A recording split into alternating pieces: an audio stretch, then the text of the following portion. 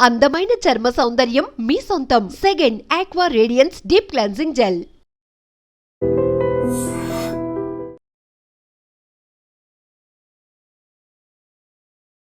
విధి నిర్వహణలో ఉన్న పోలీసులకు ప్రమాదం జరిగిందని సమాచారం వచ్చింది.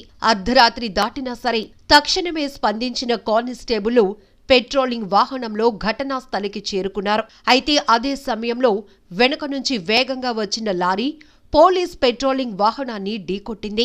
ప్రమాదం జరిగిన చోటే మరో ప్రమాదం జరిగింది.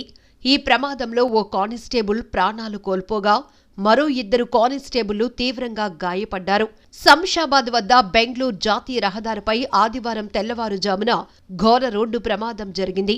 అదుపు తప్పిన లారీ బోల్తా పడిందని పోలీసులకు సమాచారం అందింది. దీంతో పోలీసులు పెట్రోలింగ్ వాహనంలో ఘటనా స్థలికి చేరుకున్నారు.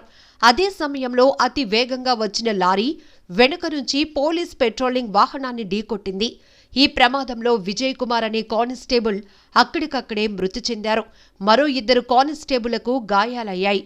క్షతగాత్రులను సమీపంలోని ప్రైవేటు హాస్పిటల్కు తరలించారు.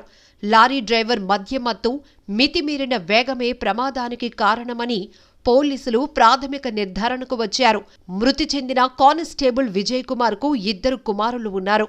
మృతుడు శంషాబాద్ పోలీస్ స్టేషన్లో కానిస్టేబుల్గా పనిచేస్తున్నాడు. ఏది ఏమైనా విధి నిర్వహణలో కానిస్టేబుల్ మృతి చెందటం పోలీస్ వర్గాల్లో కలకలం రేపింది. నిజంగా ప్రస్తుతం ఉన్నటువంటి సమాజం దేనికి ప్రయారిటీ ఇస్తుంది? ఆర్థిక సంబంధాల చుట్టూ మాత్రమే తిరుగుతుంది. మళ్ళీ ఎన్నికలంగానే చాలా విరక్తి కలుగుతాం.